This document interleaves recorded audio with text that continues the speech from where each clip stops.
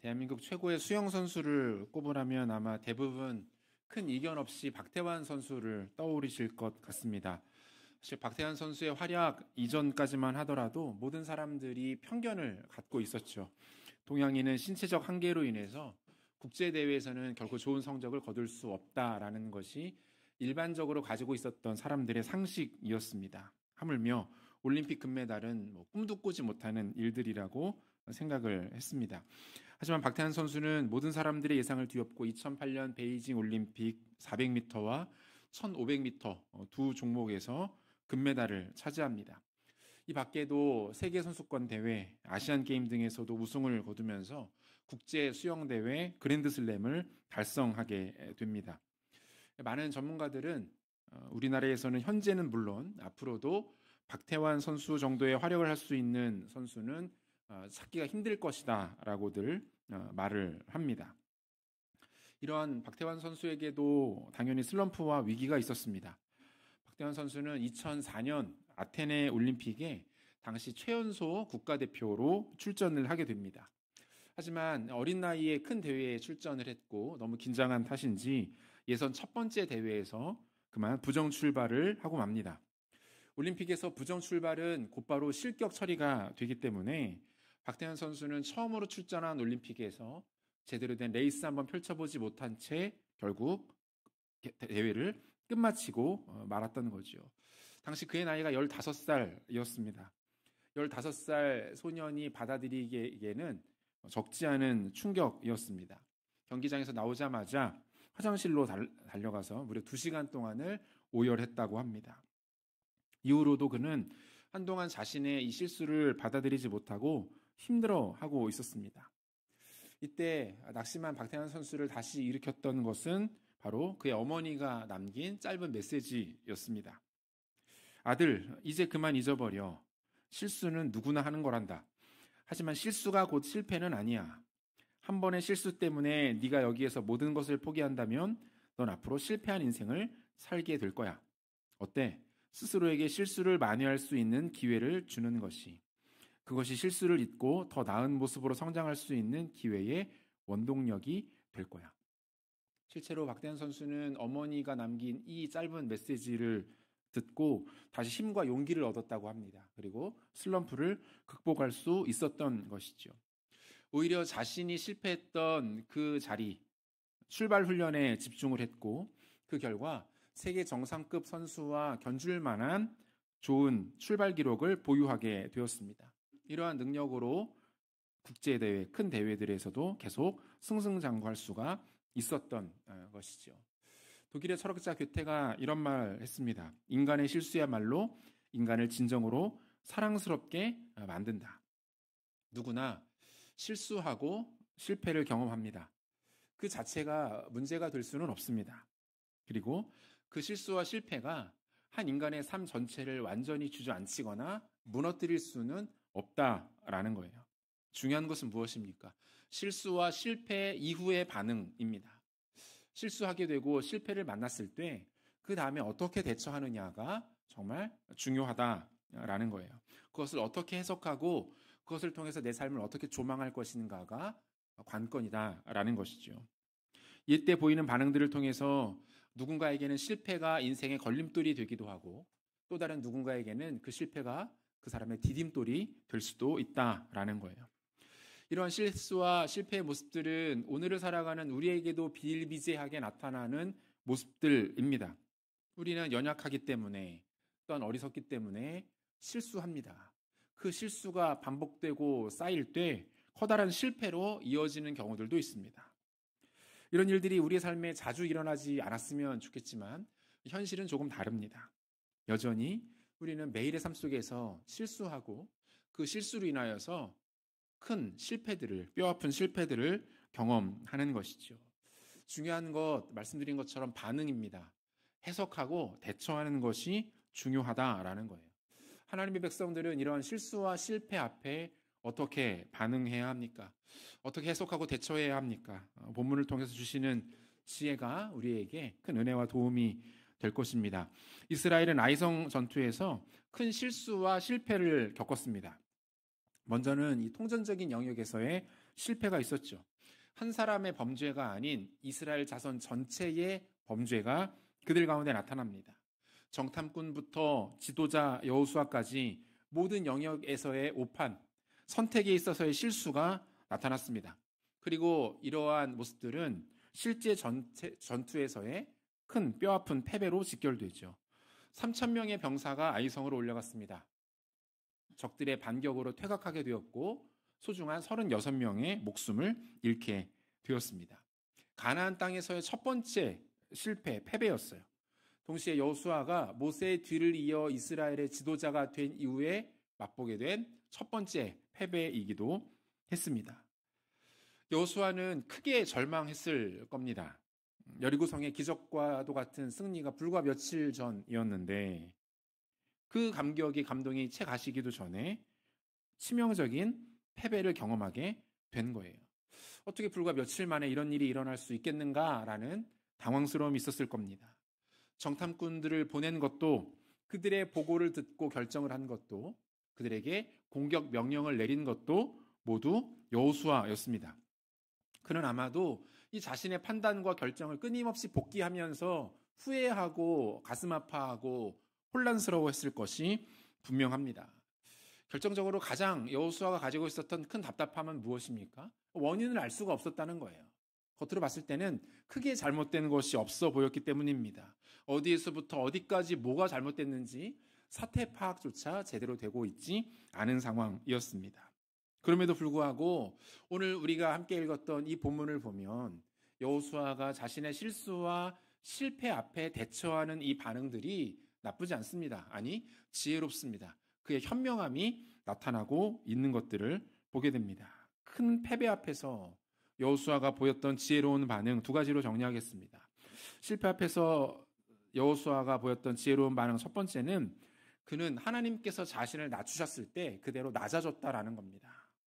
하나님께서 자신을 무너뜨렸을 때 더 이상 반항하지 않고 그대로 무너지는 것을 선택했다라는 거예요. 본문 6절을 보시면요. 여호수아가 옷을 찢고 이스라엘 장로들과 함께 여호와의 궤 앞에서 땅에 엎드려 머리에 티끌을 뒤집어 쓰고 저물도록 있다가 이렇게 되어 있습니다. 이 아이성 전투에서의 패배 소식을 들은 여호수아를 비롯한 장로들의 반응이죠. 다소 과격합니다. 옷을 찢고 여호와 궤 앞에서 땅에 엎드려서 머리에 티끌을 뒤집어 썼다 이렇게 되어 있습니다. 옷을 찢고 주저앉아서 머리에 티끌과 재를 뒤집어 쓰는 이 행위가 의미하는 것은 무엇입니까? 구약 성경을 우리가 읽어보다 보면 이런 행위들이 종종 등장하는 것을 보게 되는데 패배를 당했을 때의 절망감을 표현하는 거예요. 큰 슬픔, 지울 수 없는 애통함, 이러한 것들, 이러한 감정들을 극단적으로 표현할 때 구약의 사람들은 옷을 찢거나 머리에 티끌을 뒤집어 쓰는 모습들을 보였다라는 거예요. 현재 여호수아와 이스라엘 장로들의 모습을 또 그들의 심경을 잘 보여주는 그런 모습이죠. 뭡니까? 그들은 한없이 낮아지고 있는 겁니다. 끝도 없이 무너져 내리고 있는 거예요.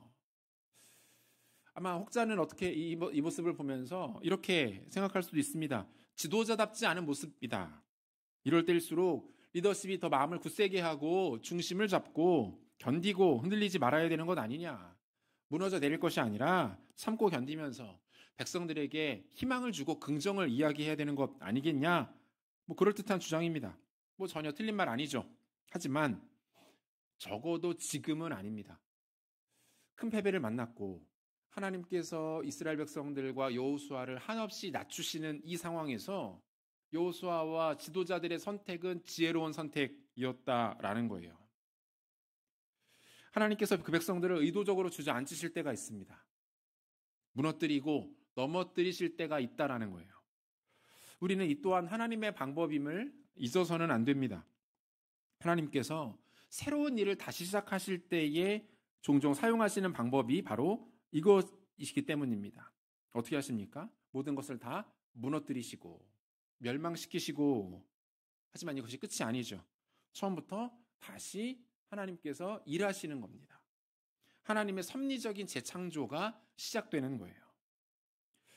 예레미야가 남유다의 멸망을 예언합니다. 물론 하나님께서 그로 하여금 선포하게 하셨던 내용들이죠.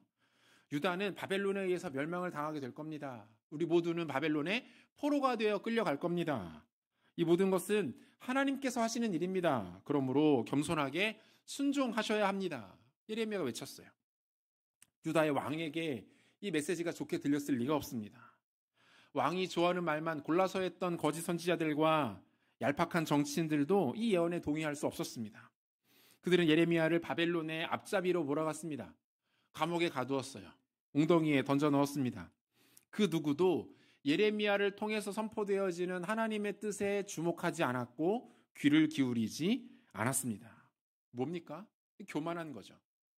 그럴 리가 없다. 우리나라가, 우리 민족이 어떻게 여기까지 이어왔는데 그런 일이 있어서는 안 된다. 우리 민족을 멸망에 빠뜨리려는 저 배신자를 처단하라. 이것이 당시 모든 사람들의 기본적인 정서였어요. 뭡니까? 민족주의가 하나님 중심의 신본주의보다 앞서 있는 겁니다. 인간의 마음과 생각에 합당한 인본주의가 신본주의를 짓밟고 그 위에 올라서 있는 거예요. 하지만 하나님의 뜻은 분명했죠. 먼저 이스라엘 백성들을 철저히 징계하여서 모든 것들을 무너뜨리십니다. 그들이 저질렀던 모든 죄를 제거하세요. 그리고 마치 묵은 땅을 기경하여서 새롭게 농사를 시작하시듯이 다시 하나님의 나라를 세워가시려는 의도가 여기에 담겨 있었던 거예요. 예레미야 31장 27절과 28절 보니까 여호와의 말씀이니라 보라 내가 사람의 씨와 짐승의 씨를 이스라엘 집과 유다 집에 뿌릴 날이 이르리니 깨어서 그들을 뿌리 뽑으며 무너뜨리며 전복하며 멸망시키며 괴롭게 하던 것과 같이 내가 깨어서 그들을 세우며 심으리라 여호와의 말씀이니라 되어 있어요. 하나님께서 일하시는 원리가 분명하게 나타나죠. 선징계 후 회복이에요. 하나님께서 우리의 죄와 연약함을 다루시지 않으신 채 일하시지 않는다라는 거예요. 한 사람을 온전케 하시고 그를 더 굳건하게 하실 때에 반드시 먼저 행하시는 선행 작업이 있는데 그것이 무엇입니까? 그 사람을 낮추시고 무너뜨리시고 그 사람이 가지고 있는 모든 죄의 요소들을 제거하시는 일들을 반드시 먼저 하신다라는 거예요. 우리 개인도 마찬가지죠. 우리가 복음을 받아들일 때에 어떤 순서로 복음을 받아들이고 예수님을 만납니까? 가장 먼저 깨닫는 건 뭐예요? 우리의 죄악된 모습이죠. 우리의 죄악으로 인하여 절망합니다. 내가 이렇게 형편없는 존재였구나. 내가 이렇게 비참한 삶을 살아가고 있었구나. 이렇게 끔찍하게 더러운 생각과 습관과 행동으로 내 인생을 오염시키고 있었구나. 복음 앞에서 모든 자들이 깨닫게 되는 첫 번째 발견 아닙니까? 그리고 나서 그 다음에 우리의 가난한 심령으로 그리스도를 의지하고 복음을 붙들고 십자가를 바라보게 되는 것이 복음의 원리입니다. 복음의 구조예요. 자신이 얼마나 큰 죄인인지를 깨닫지 못하는 사람, 나는 여전히 얼마든지 괜찮은 사람이라고 주장하는 사람, 하나님 없이도 얼마든지 살 수 있다라고 생각하는 사람은 복음을 알지 못하는 거예요. 하나님께서 그 인생 가운데 회복의 일들을 시작하실 수 없다라는 겁니다. 최근 여름마다 이 극한 호우가 잦아지면서 이런 안내들 자주 보는 것 같아요. 이 자동차가 침수되었을 때 어떻게 빠져나와야 하는가. 여러분 자동차가 물에 빠지게 됐을 때 가장 중요한 것이 무엇입니까? 최대한 당황하지 말고 외부의 물을 실내로 빠르게 들어오게 하는 것이 중요하다라는 거예요. 빨리 나가려고 문을 열면 오히려 그 내부와 외부의 압력차로 인해서 문이 열리지 않는다라고 합니다. 그래서 어떻게 해야 됩니까? 무섭지만 두렵지만 더 빠져야 합니다. 실내로 물이 더 많이 들어와야 하는 것이죠. 더 젖어야 되는 거예요.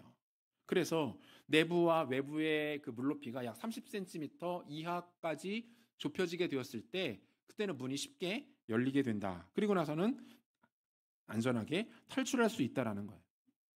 뭡니까? 살기 위해서 중요한 건 뭐예요? 빠져야 되는 겁니다. 젖어야 됩니다. 차가 망가지더라도 무너질 때는 확실하게 무너져야만 생명이 보장된다라는 거예요. 하나님 앞에서도 마찬가지라고 생각합니다. 신앙생활을 하다 보면 우리는 그런 경우가 없기를 바라지만 하나님께서 의도적으로 우리를 낮추실 때가 있어요. 우리로 하여금 광야를 걸어가게 하실 때가 있습니다. 사망의 음침한 골짜기를 만나시게 할 때가 있습니다. 나는 괜찮게 살아간 것 같은데, 나는 나름 열심히 애쓴 것 같은데 하는 일마다 안 되고 막히고 관계가 깨지고 오해를 받고 건강이 안 좋아지고 가정 가운데 어려움이 생기는 일들이 일어나게 됩니다. 이때는 어떻게 해야 됩니까? 좌절하고 절망하고 낙심한 상태로 주저앉아 있는 것이 아니라 어떻게 해야 됩니까? 하나님의 선한 뜻과 계획을 믿고 겸손하게 내 삶을 그분께 맡겨드리는 것이 필요하다라는 거예요. 길지 않을 겁니다. 그 가운데에서도 하나님의 놀라운 섭리는 여전히 작동하고 있을 거예요. 우리는 너무 많이 생각하고 판단합니다. 그럴 만한 지식도 없고 능력도 없음에도 불구하고 우리가 만나게 된 수많은 어려움 앞에서 우리는 애써서 그것들을 분석합니다. 원인을 찾아냅니다. 결과를 도출하려고 합니다. 그게 맞습니까? 그렇게 했더니 제대로 일들이 풀려지던가요? 그렇게 했더니 진짜 소망이 발견되던가요? 아니요. 그렇지 않습니다. 때로는 주님께서 우리를 낮추실 때는 겸손하게 낮아지는 것이 지혜인 줄로 믿습니다. 하나님이 우리를 무너뜨리실 때는 마음이 어려움과 좌절감이 있겠으나 우리를 무너뜨리시고 내리시는 그 하나님을 믿고 함께 낮아지며 겸손히 주 앞에 머무는 것이 지혜이고 은혜이라는 거예요. 바라기는 때로는 하나님 앞에 납작 엎드리고 겸손하게 머금을 통해서 하나님의 온전한 뜻과 섭리를 발견해내시는 지혜로운 종들 되시기를 소원합니다. 실패 앞에선 여호수아의 지혜로운 반응 두 번째는 그가 오직 하나님과만 대화했다라는 사실입니다. 크게 절망한 상태에서 여호수아가 보이는 반응 무엇입니까? 본문 7절 상반절 보니까 이렇게 돼 있어요. 이르되 슬프도소이다 주 여호와여. 이 짧은 한마디에 지금 여호수아의 태도와 그의 방향이 다 드러납니다. 이르되 고백하는 거죠. 슬프도소이다 자신의 감정이에요. 주 여호와여. 이 감정을 누구에게 고백하고 표현합니까? 여호와 하나님께 고백하고 있는 거예요. 하지만 그 마음이 좋지는 않았겠죠. 그래서 어떻게 합니까? 여호수아는 하나님께 따져 묻습니다. 7절에서 9절까지 걸쳐서 이 내용이 나타나고 있는데 한번 보시죠. 이르되 슬프도소이다 주 여호와여 어찌하여 이 백성을 인도하여 요단을 건너게 하시고 우리를 아모리 사람의 손에 넘겨 멸망시키려 하셨나이까? 우리가 요단 저쪽을 만족하게 여겨 거주하였다면 더 좋을 뻔하였나이다. 주여 이스라엘이 그의 원수들 앞에서 돌아섰으니 내가 무슨 말을 하오리이까? 가난한 사람과 이 땅의 모든 사람들이 듣고 우리를 둘러싸고 우리 이름을 세상에서 끊으리니 주의 크신 이름을 위하여 어떻게 하시려 하나이까? 하니 이렇게 되어 있어요. 여러분 이게 내용이 굉장히 무례하고 버릇없는 내용입니다. 게다가 뭐 당연히 그렇겠지만 여호수아가 여전히 상황 파악을 전혀 못하고 있는 채 푸념하고 있는 거예요. 지금 여호수아가 하나님께 항변하고 있는 내용 세 가지인데 첫 번째, 차라리 우리가 그냥 광야에 있는 편이 좋았겠습니다. 이렇게 말해요. 어디서 많이 들어보던 말 아닙니까? 출애굽한 이스라엘 백성들이 광야에서 하나님과 모세에게 원망했던 내용들이에요. 그들이 뭐라고 말합니까? 광야 나왔더니 별 볼 일 없던다. 고생만 하더라. 차라리 애굽에 있는 것이 더 좋았겠다. 이 말 하지 않습니까? 추억하고 있는 대상만 다르지 본질은 같아요. 뭡니까? 하나님의 약속에 대한 신뢰가 흔들리고 있어요. 하나님의 언약에 대한 기대가 사라지고 있었다라는 겁니다. 두 번째, 이제 큰일 났다는 거예요. 우리의 실체가 드러났다. 우리의 진짜 모습이 밝혀졌다. 가나안 거민들이 더 이상 우리를 두려워하지 않게 될 겁니다. 오히려 그들이 우리에게 때로 덤벼들 겁니다. 이렇게 말하고 있습니다. 이스라엘 백성들이 승리할 수 있었던 이유는 그들의 군사력 때문이었습니까? 전략 때문이었나요? 용맹한 장수 때문이었습니까? 그렇지 않아요. 하나님 때문에 그들은 승리하며 여기까지 왔습니다. 한 번의 실패를 경험하자 그들의 기준이, 여호수아의 기준이 흔들리고 있는 것들을 보게 되죠. 마지막 세 번째, 이렇게 하면 우리가 어려워지면 하나님도 그 명예가 실추되실 것이 분명합니다. 이렇게 말해요. 우리가 어려워지면 하나님의 명예도 실추될 겁니다. 자신들의 처지를 가지고 하나님과 섣불리 딜하려는 모습이 여호수아에게 나타나요. 여러분 어떻습니까? 아무리 큰 실패를 만났다 하더라도 여호수아가 항변하는 내용들이 대단히 옹졸하고 구차하죠. 여호수아가 이런 말을 했다는 것이 믿기지 않을 정도로 하나님을 대하는 그 말들, 내용들이 하나같이 어리석고 바보 같습니다. 그런데 여러분, 이 대목에서 여호수아가 어떻게 따져 묻는지, 어떤 말로 하나님께 나아가고 있는지는 중요하지 않아요. 중요한 것은 무엇입니까? 이 상황에서 드러나는 여호수아의 태도와 그의 방향입니다. 그가 지금 어디를 향하고 있는가? 그의 태도가 지금 어디에 머물러 있는가, 이게 핵심이에요. 사실 여호수아 입장에서는 답답한 것이 사실입니다. 당연하겠죠. 그는 아직 이 모든 사태의 원인을 알지 못해요. 왜, 누구 때문에, 어떠한 과정으로 이런 일들이 일어났는지 모릅니다. 그래서 여호수아 나름대로는 억울했을 거예요. 도대체 하나님이 왜 나에게 이렇게까지 하시는가? 이런 생각이 그 안에 들어왔을 수도 있습니다. 그럼 실제 우리도 그렇죠. 인생 살아가다 보면 하나님 앞에 서운한 마음 들 때가 종종 있습니다. 이유를 알 수 없는 고난을 만납니다. 멀쩡하던 건강에 문제가 생겨요. 사랑하는 사람들이 고통을 당하기도 하고 심지어 곁을 떠나는 일들도 생깁니다. 이런 일들을 만나게 되면 하나님께 분노가 치밀어 오르는 거예요. 하나님 왜 이렇게까지 하십니까? 제가 뭘 그렇게 잘못했습니까? 하나님 왜 하필이면 접니까? 나름 신실하게 주 앞에 살아보기 위해서 애쓰고 발버둥 치고 노력했는데도 불구하고 결국 돌아오는 것은 이 상황, 이 모양인데 어떻게 된 일입니까? 기도하면 뭐합니까? 원하는 대로 들어주지도 않으실 거면서. 우리가 하나님께 어려움을 만나게 되면 갖고 있는 생각들, 우리의 감정들 아닙니까? 이런 일을 당했을 뿐만 아니라 동일하게 이런 생각을 갖고 있었던 사람이 있었죠. 욥이라는 인물이 성경에 등장합니다. 아마 우리 중에 욥보다 더 심각한 상황에 놓인 분은 없으실 것이라고 생각이 됩니다. 그가 당한 고난은 어떤 것이었습니까? 하루아침에 그 많던 소유, 가지고 있던 모든 것이 사라지고 말았습니다. 여기까지는 그럴 수 있다 치겠습니다. 사랑하는 가족들, 자녀들이 하루아침에 목숨을 잃습니다. 심지어 건강마저 잃고 비참한 지경에 처하게 됩니다. 당대에 가장 부유했고 형통했고 복을 누리던 사람이 하루아침에 가장 비참하고 저주받은 인생으로 몰락하고 말았습니다. 왜 이런 끔찍한 일들이 그에게 일어났습니까? 적어도 우리가 알 수 있는 것은 욥이 하나님 앞에서 자신이 범한 죄 때문에 징계받고 있지 않다라는 거예요. 성경은 이 사실에 대해서 분명하게 선을 긋습니다. 욥기 1장 1절을 보니까 우스 땅에 욥이라 불리는 사람이 있었는데 그 사람은 온전하고 정직하여 하나님을 경외하며 악에서 떠난 자더라, 이렇게 돼 있고요. 8절에도 보면 여호와께서 사탄에게 이르시되 네가 내 종 욥을 주의하여 보았느냐? 그와 같이 온전하고 정직하여 하나님을 경외하며 악에서 떠난 자는 세상에 없느니라. 욥기 기자도 말합니다. 하나님께서도 말합니다. 욥은 어떤 사람이에요? 온전하고 정직하여 하나님을 경외하며 악에서 떠난 사람. 무엇을 말할까요? 자신의 죄 때문에 벌 받는 거 아니에요. 자신이 저지른 잘못 때문에 징계받고 있는 것 아닙니다.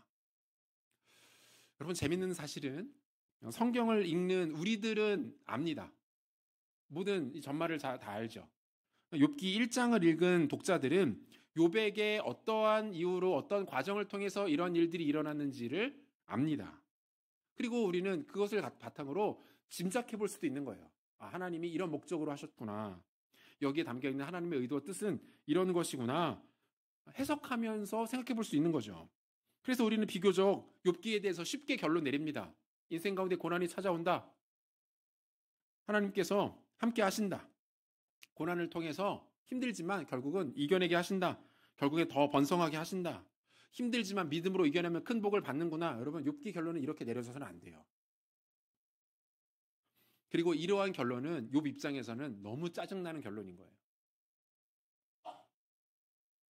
그의 고난을 이렇게 해석하는 결론은 얼마나 무책임하고 무례한 것인지 모릅니다. 안타깝게도 우리에게 이 욥기 결론에 대한 가벼운 메시지들이 남발되는 경우들이 종종 있습니다. 여러분, 고난을 당하고 아픔을 겪은 사람에게 함부로 가서 이러한 메시지들을 남기는 것은 지혜롭지 못합니다. 당신 어려움 당했지? 그래도 하나님 함께 하실 거야. 이겨내게 하실 거야. 오히려 더 단련하시고 복을 주실 거야. 맞는 말이죠. 틀린 말 아닙니다. 그런데 잠깐 멈추는 것이 지혜롭습니다. 어떤 때는 침묵이 그 사람에게 더 큰 위로가 될 수도 있어요. 찾아가서 손을 잡아주고 그와 동일한 표정으로 슬퍼해주는 것이 더 큰 격려가 되기도 합니다. 모든 상황에 빠른 진리가 정답은 아닙니다. 욥기도 마찬가지예요. 여러분, 욥은 욥기가 끝날 때까지 자신이 왜 고난을 당했는지, 어떤 목적 때문에 고난을 당했는지 알지 못한 채 욥기가 마무리됩니다. 잘 모르겠어요. 아마도 욥이 천국 가서 하나님 앞에 서서 이 일을 알게 되었을 가능성이 크다고 저는 생각합니다. 제가 가끔 엉뚱한 생각을 해봤는데 욥이 나중에 하나님 앞에 가서 너무 짜증났을 것 같은 거예요. 하나님 결국 마귀하고 내기하느라고 저한테 그때 그렇게 고생시켰습니까? 저 그때 진짜 죽을 뻔했는데 너무 힘들었는데 그 이유가 결국 마귀랑 내기하느라 그랬습니까? 나중에 천국 가면 욥을 찾아서 물어보고 싶어요. 처음 알게 됐을 때 어땠어요? 하나님께 물어봤나요? 하나님 뭐라 대답하시던가요? 여러분, 욥기의 결론은 뭡니까? 고난은 신비라는 거예요. 알 수가 없는 겁니다. 왜 고난이 누구에게 찾아오는지, 그가 그 고난을 통해서 어떤 일들이 그 삶 가운데 일어나는지, 어떤 과정으로 그 고난이 끝나고 어떻게 결론 내어질지 인간은 알 수 없습니다. 하나님이 하시는 일을 인간이 알 수 없다. 고난을 있는 그대로 받아들이고 믿음으로 견뎌내는 것 밖에는 인간이 그 앞에 보일 수 있는 반응이 없다라는 것을 말해주는 게 욥기예요. 하지만 욥의 탁월함은 어디 있습니까? 그가 진짜 하나님 앞에 온전하고 정직한 사람이었다라는 것이 어떻게 드러납니까? 그가 오직 하나님과만 대화했다라는 거예요. 욥기를 쭉 읽어보시면 아시겠지만 그 고난이 일어난 후에 욥의 친구들이 찾아오고 논쟁이 벌어지고 나중에 하나님이 개입하십니다. 하나님은 처음부터 끝까지 욥의 편을 들어주십니다. 너희들이 틀렸다, 욥이 맞다. 어떻게 하나님은 욥에 대해서 이러한 결론을 내리실 수가 있었을까요? 욥은 자신의 분노와 원망과 모든 서운한 마음들을 사람들에게 쏟아내지 않습니다. 상황에 대하여 그것들을 내려놓지 않아요. 그 아픔 그대로를 오직 하나님께로만 가지고 나갑니다. 그래서 욥의 기도에 대해서 팀 켈러 목사님이라는 분이 이렇게 정리하고 있는데요. 한번 들어보시죠. 욥기를 읽어보면 사실 욥은 하나님께 굉장히 무례한 말들을 했다는 걸 알 수 있습니다. 욥은 시종일관 하나님을 존중하지 않았습니다. 사랑하는 태도도 보이지 않았습니다. 하지만 욥은 그냥 허공에 떠든 것이 아니었습니다. 그것은 그의 기도였습니다. 그는 하나님을 원망했고 불평했습니다. 하지만 그것 또한 하나님께 기도하는 것이었죠. 우리는 하나님께 물어볼 권리가 있습니다. 우리가 겪는 비참함에 대해 하나님께 퍼부을 수 있다는 말입니다. 욥은 자신의 슬픔과 불만을 하나님께 쏟아부었지만 그 순간에도 욥은 하나님 곁에 있었고 오직 하나님만 상대하고 있었습니다. 여러분, 우리가 많이 오해하는 것이 있습니다. 소위 신앙이 좋다고 하시는 분들, 오랜 신앙생활 하신 분들은 오해합니다. 어려움을 만나고 큰 슬픔을 당해도 어떻게든 하나님 앞에서도 꾹꾹 참는 거예요. 하나님한테 투정하면 안 되고 싫은 소리 하면 안 될 것 같고 불평 내비치면 안 될 것 같고 그저 아멘하고 견디고 버티고 귀한 일이죠. 하지만 기도의 본질이 아니에요. 관계의 핵심이 아닙니다. 주님이 다 알아서 하시겠죠라고 생각하고 견뎌보는 것 건강한 모습이 아닙니다. 여러분, 하나님 앞에서는 괜찮습니다. 모든 것을 다 쏟아 놓으셔도 됩니다. 아니, 그래야만 합니다. 엄한 사람 붙잡고 남 험담하며 비난하지 마시고 하나님께 나아가서 여러분들의 마음을 쏟아내십시오. 하나님이 그것을 허용하십니다. 시편 109편 보면 다윗이 자신의 원수에 대해서 하나님 앞에 험담하는 내용 나와요. 내용 살벌합니다. 하나님, 저 사람 저주받게 해주세요. 나를 괴롭히는 저 사람의 아내가 과부되게 해주시고 저 사람의 자녀들은 고아되게 해주시고 인생 전체가 쑥대밭되게 해주세요. 살벌한 내용을 하나님 앞에 기도합니다. 하나님이 그 기도를 받으세요. 들으십니다. 실제로 그렇게 하시겠다는 것이 아니라 그 상한 감정과 마음을 하나님이 안아주시는 거예요. 여러분, 이게 기도죠. 어떠한 내용, 어떠한 표현이라도 좋습니다. 중요한 것은 하나님 앞에 나아가 그분과 대화하고 하나님 앞에서 이 감정과 문제를 풀어내는 것입니다. 여호수아가 지금 이 일을 하고 있는 거예요. 주께서 이 모습을 귀하게 여기십니다.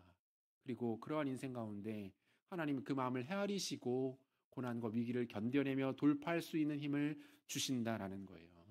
이 은혜를 받아 누리시는 여러분들 되시기를 소원합니다.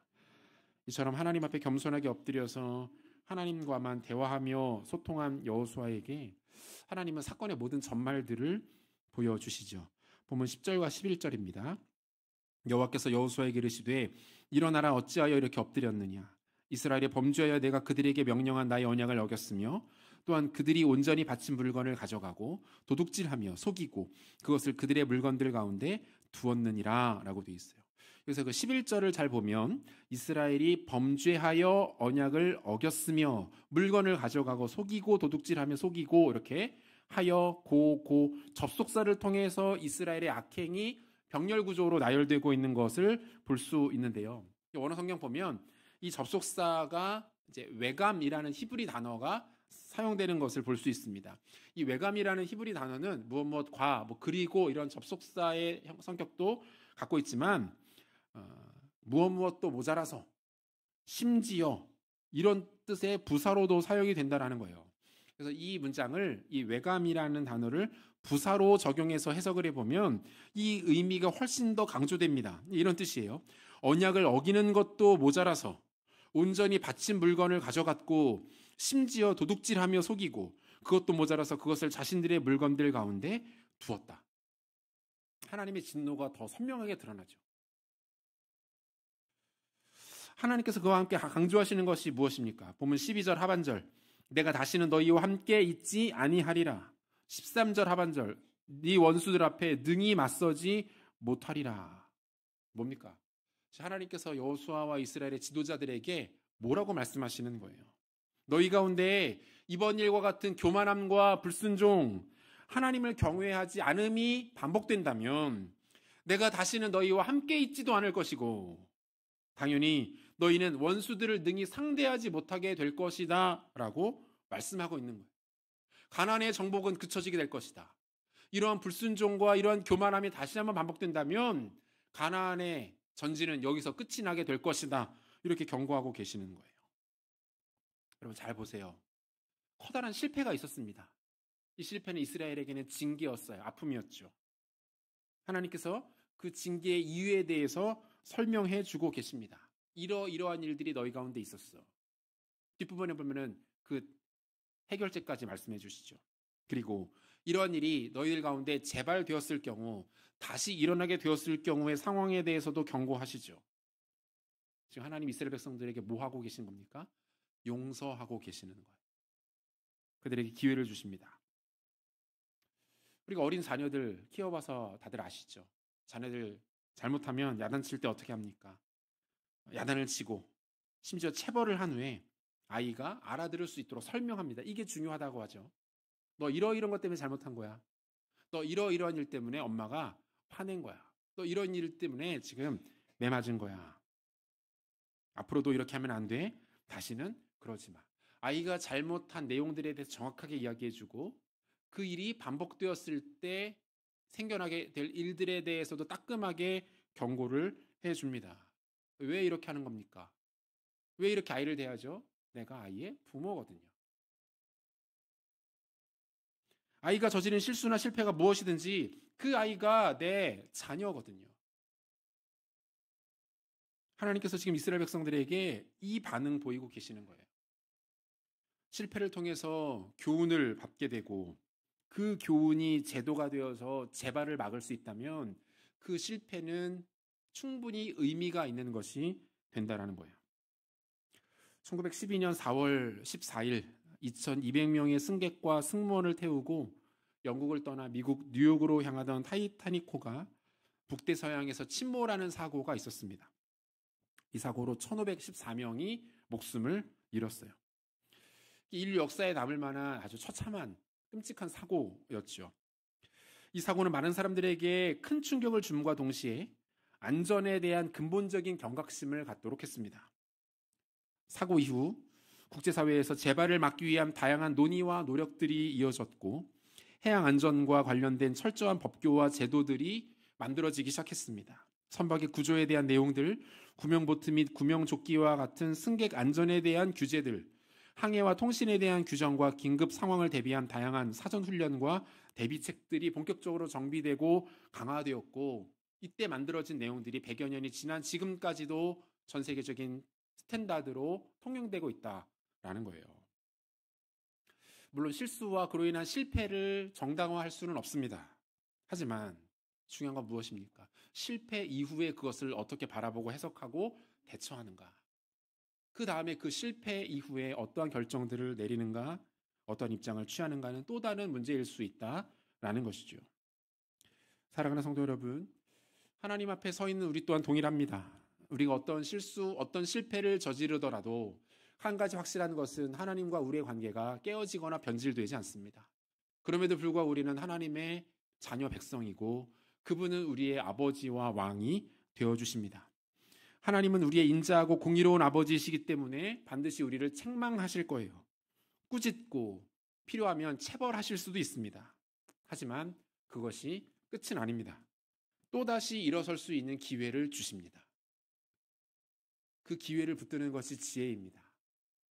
하나님께서 때로는 우리를 낮추시고 고난과 아픔 가운데 거하시게 할 수도 있습니다. 그때는 머물러야 합니다. 하나님과만 대화하며 그분과 이 문제를 풀어내야 합니다. 기회를 주시는 하나님의 은혜를 붙들고 일어설 수 있어야 하는 것이지요. 말씀 맺겠습니다. 실수가 있었고 그로 인해서 큰 실패에 맛보았습니다. 정확한 원인도 모르고 실패와 어려움의 상황이 우리 인생 가운데 끊임없이 이어집니다. 주 안에 사랑하는 성도 여러분, 지금은 하나님 앞에 엎드릴 때입니다. 바짝 엎드려서 하나님 앞에 겸손함으로 나아가시고 다른 누군가를 찾아가 우리의 불평과 불만을 쏟아놓는 대신 하나님 앞에 나아가 그분께 모든 것들을 쏟아놓는 지혜로움이 우리에게 필요합니다. 실수와 실패 앞에 겸손함으로 반응했을 때 하나님 그 백성들에게 반드시 기회를 주십니다. 그 기회가 우리를 다시 일으키실 것이고 온전케 하시고 회복으로 이끌어 주실 것입니다. 바라기는 어려움 앞에서도 교만하지 아니하고 겸손하게 하나님 앞에 엎드림을 통하여서 그 엎드림 가운데 부어지는 또 다른 놀라운 은혜의 기회를 붙들고 그 기회를 통해 다시 한번 날아오르는 믿음의 종들 되시기를 우리 주 예수 그리스도 이름으로 축원합니다. 같이 기도하겠습니다. 오늘 주신 말씀 붙잡고 우리 같이 한번 기도할 때에 하나님, 우리 삶 가운데 실수와 실패를 만났습니다. 어려움을 겪습니다. 이유를 알 수 없는 고난이 우리를 둘러쌉니다. 하나님, 그때에 우리가 지혜롭게 반응할 수 있도록 은혜를 베풀어 주옵소서. 주님, 낮추시면 낮아지겠습니다. 주님께서 광야로 내모시면 광야로 나가겠습니다. 하지만 그 가운데서도 하나님 함께 하심을 잊지 않겠습니다. 하나님과 대화하고 하나님과 소통하고 주님께 쏟아 놓음으로 말미암아 우리 인생 가운데 또 다른 기회가 부어지고 그 기회를 통하여서 하나님의 회복과 치유의 역사들이 나타나는 것을 경험하는 지혜롭고 복된 인생 될 수 있도록 은혜를 베풀어 주시옵소서. 함께 통성으로 기도합니다. 하나님 아버지, 감사합니다. 은혜 주시니 감사합니다. 오늘도 우리 가운데 말씀으로 위로하시고 격려하여 주시니 감사합니다. 실수와 실패 가운데 빠져있는 우리에게 하나님 아버지 다시 한번 말씀하여 주십니다. 머물라 말씀하십니다. 하나님과 동행하라 말씀하여 주십니다. 아버지의 겸손히 하나님 앞에 하나님 가지고 나아가 우리의 필요와 아픔과 모든 고통과 우리의 상한 마음들을 쏟아놓으라고 주님 말씀하십니다. 아버지 하나님, 다른 것에 눈 돌리지 않게 도와주옵소서. 함부로 판단하며 결정하며 선택하지 않도록 은혜를 베풀어 주시옵소서. 하나님의 동행하심을 믿게 도와주시고 하나님의 신실하심을 따라갈 수 있도록 도와주시고 아버지 하나님, 그 저럭하시는 또 다른 기회를 통하여서 또 한 번의 기회를 통하여서 일어나며 비상하며 날아오르는 귀한 은혜가 우리 언니 일어날 수 있도록 하나님 인도하여 주시기를 원합니다. 하나님, 극심한 고난과 어려움 가운데 실패와 깨어짐 가운데 아파하며 힘들어하고 있는 우리 승리 성도들이 있습니까? 아버지 하나님, 찾아가 만나 주옵소서. 오늘 주신 말씀을 통해서 위로하여 주시옵소서. 하나님, 격려해 주시고 덮어주시며 하나님 아버지의 마음들이 모르게 부어지는 연일할 수 있도록 예배될 수 있도록 하나님 붙잡아 주옵소서. 우리의 마음이 다시 한번 뜨거워지게 도와주시고 하나님께 집중할 수 있도록 도와주시고 하나님 은혜만을 붙들며 나아가는 귀한 은혜가 우리가 나타날 수 있도록 하나님 도와주시고 역사하여 은혜와 자비가 풍성하신 하나님 아버지, 오늘도 주께서 우리 아버지 되시고 주인 되시기에 광야 가운데 있는 사망의 음침한 골짜기를 걷고 있는 모든 자들에게도 한량없는 은혜와 사랑으로 부어주시고 우리를 끌어안아 주시는 줄로 믿습니다. 하나님, 실수합니다. 그 실수가 반복되어 실패를 맛봅니다. 그때마다 우리는 나 스스로 방법을 찾아내려 하고 대안을 세우고 헛된 다름질을 합니다. 하지만 그 결과 만나게 되는 것은 더 짙은 어두움과 혼돈인 것을 보게 됩니다. 하나님 아버지, 오늘 주신 말씀으로 교훈을 삼기를 원하오니 때로는 주께서 우리를 낮추실 때에 겸손히 낮아지며 하나님 앞에 엎드리는 은혜를 허락하여 주시옵소서. 다른 곳에 대안을 찾고 소망을 두는 것이 아니라 오직 하나님께로 나아가 우리의 마음과 중심을 쏟아놓고 우리의 필요들을 구하며 하나님의 도우심만을 바라보는 지혜롭고 신실한 종들 될 수 있도록 은혜 베풀어 주시옵소서. 어떤 실수와 실패가 있었든지 하나님과 우리의 관계를 깨뜨릴 수는 없고 여전히 하나님 우리 아버지와 주인 되셔서 우리를 붙드시고 인도하시는 줄로 믿사오니 아버지 하나님 우리 가운데 다시 한번 기회를 주셔서 일어나게 하시고 회복되게 하시고 비상하며 날아오를 수 있도록 은혜를 베풀어 주시옵소서. 믿음으로 모든 어려움을 이겨내게 도와주시고 영적 전투 가운데 그리스도의 손을 붙잡고 믿음으로 승리하는 사랑하는 모든 승리의 성도들 될 수 있도록 은혜 내리워 주시옵소서. 그렇게 일하실 주님을 기대하며 존귀하신 예수 그리스도의 이름으로 기도합니다. 아멘.